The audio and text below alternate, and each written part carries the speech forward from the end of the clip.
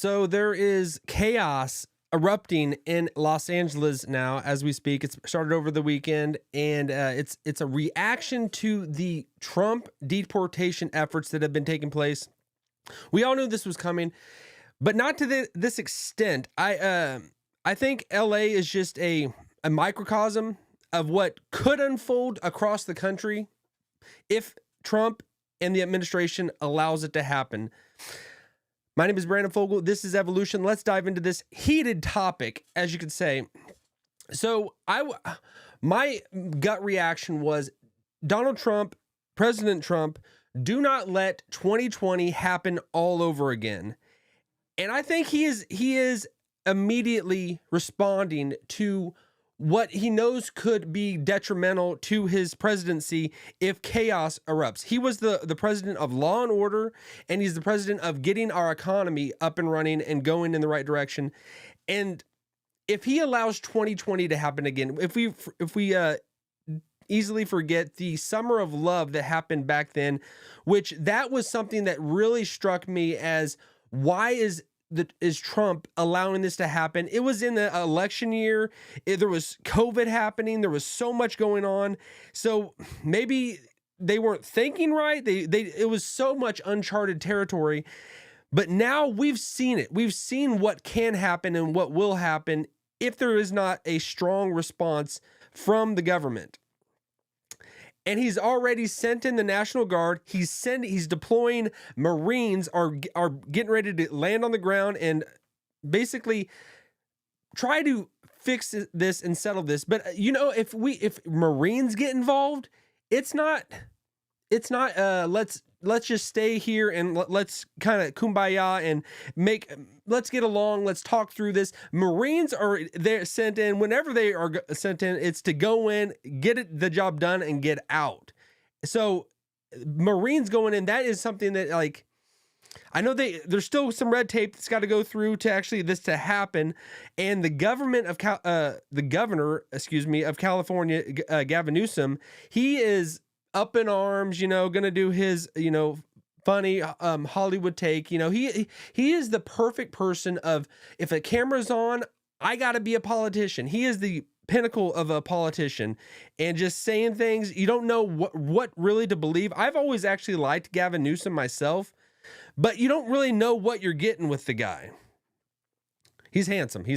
All right, I wanted to switch over and take what Michael Malice said on Tim Pool's show last night regarding this. And Tim was like, Trump needs to squelch this quickly. He needs to, because what the Mexican president is saying and responding to this, it just heating up the fire. Tim was like, he needs to squelch this quickly. But Michael is like, no, he needs to respond to what the Mexican president has just said, because she's just issued that people need to be sticking with these illegal aliens that are just tearing the U.S. apart. But she's saying that people need to stick with them and get behind them.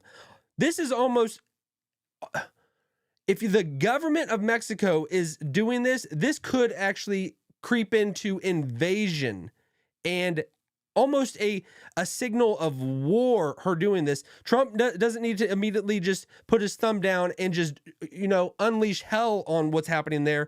But he needs to say something in a response and almost put her on the hot seat. But let's hear what Michael Malice said. It was very intriguing. It really stood out to me. I think before he goes to 10, he should let this play out. Because was that Rahm Emanuel said, never let a good crisis go to waste? Yeah. These optics are playing very well for the Republicans, because the big swing demographic in elections is Karen. It's white suburban women. And white suburban women do not like rioting. They do not like people flying foreign flags. They don't like they just worry about the grocery. Agreed. Let me clarify. The next direct granular move Trump makes is coming out and saying, I am shocked to hear the president of Mexico calling for an escalation of riots in this country to protect her citizens who are illegally in our country. That's the move, yes. That's the move. And then, of course, you can always go up, but you can't go down. When he needs to use the military to remove criminal illegal aliens in this country, She just gave him the pretext under the Alien Enemies Act. There was a debate. Okay. So that is a perfect point, because it's easy to be a hothead. And if you would think about Trump, you think he's a hothead. He's not a hothead at all. He's a cool, he's cool as a cucumber, cool as the other side of the pillow kind of guy, even though he plays kind of a crazy guy sometimes in front of the cameras. He is very settled and measured in the decisions he makes. JD Vance made it clear. He said, I'm more of a hothead than him. Trump is the guy that is going to be calm in whatever situation. He is the guy at the table who you don't know his cards. You don't know what he's thinking, but he's not going to just impulsively react, even though everybody paints him like that. And if you just looked at him, you would think that, but he's not really like that. Michael Malice made a very good point, which is reminding of the Emmanuel, whatever that guy is, the Chicago guy who said, never let a good crisis go to waste. I know you want to fix the problems, but it's like they're still in Washington. They're still politicians. They still got to get reelected. Trump doesn't need to get reelected, but if he wants to keep the Republicans in power come 2020, next 2 years, whenever they all do all that in the next cycle, if he wants to keep them in power, these type of things are what's going to, the pictures, the images are going to be emblazoned on people's minds.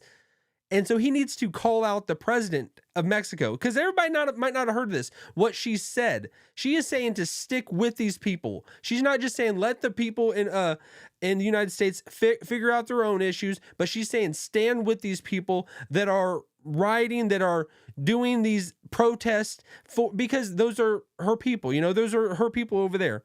Which, you got to pick a side in a situation. If you're in America and you come to America, don't be flying a Mexican or any other country's flags. Why would you be doing that? Like, we are a melting pot. If you come into America, become American.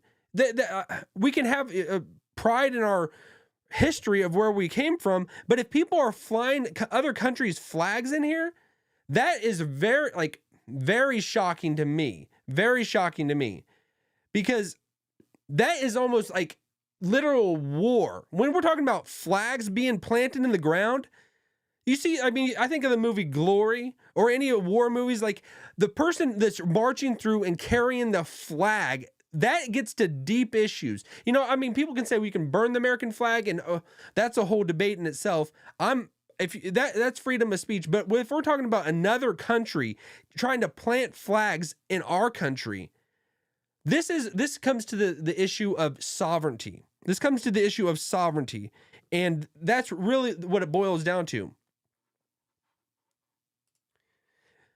Because if we allow other countries to just bend us over and just take advantage and do whatever the heck they want over us, we are not going to have any sovereignty. We are not going to have any power of ourselves, and we will crumble as a nation eventually. And I know that the people out in LA, there's going to be most of them are probably just college students or just kids out there that just want to, get some selfies in front of the riots and just have fun and just throw bricks at cops and all this and try to just destroy things. It's a fun thing to do, I guess. I guess they like to do that. They just want to have fun, and it's the place to go. And if the weather goes bad, then they're going to probably, let's dip, let's get out of here. But but those people, the people that don't know at all what's actually happening, they're just useless, pawns, and the people that are higher up that are orchestrating this, because it's not just going to be LA, it's across the country that this is happening. This is across the country. This is probably just where it's being ignited at. In the more liberal cities, like, in New York and all those, they're going to try to start something. And as we get into the more summer months and it's nicer weather, they're going to use people that don't know what's happening, that are just standing around, and just rile them up to get them to do something crazy, But if Trump wants to just squeeze as much out of this as possible, he can, because this does not look good for the Democrats if they are pushing this and wanting it to happen, because the mandate was that the last 4 years, when Biden just let everybody in, the pendulum has swung, and Trump is reacting. The Republicans are reacting. Half the country is reacting and saying, we can't allow this. We can't allow just other people from other countries to just kill our children. I mean, if that actually happened to you, you would be on the front line to remove this and to get this out of here. Illegal aliens doing that, you know, when that happens, I know there's a lot of good people everywhere, but if that actually happened to you and a gang member's coming into our country and just did something to you or your family, it would change your outlook. It would change your view on everything. And it's like, why are we allowing this? People that are just unvetted in our country, there has to be a process. There has to be a process for anything. And just to clean up the streets, I know that this could unfold in many different ways. Nobody knows exactly what's going to happen, but when it does get extremely crazy, which it could, this could just be, I hope this just simmers out and just kind of nothing really happens of it, but it doesn't seem like that is the case, because people are seeing their family members be removed from this country, and in Democrat heavily populated places like that, they're going to react just massively against it. And it could get a lot worse before it gets better, but I think everybody needs to be aware of what's going on. So if you've enjoyed this video, hit this link and I will see you all on the other side. I could see the cracks falling in the paint, growing like a fire, what do I say? Can you see them? Can you see them? Choking on the words, choke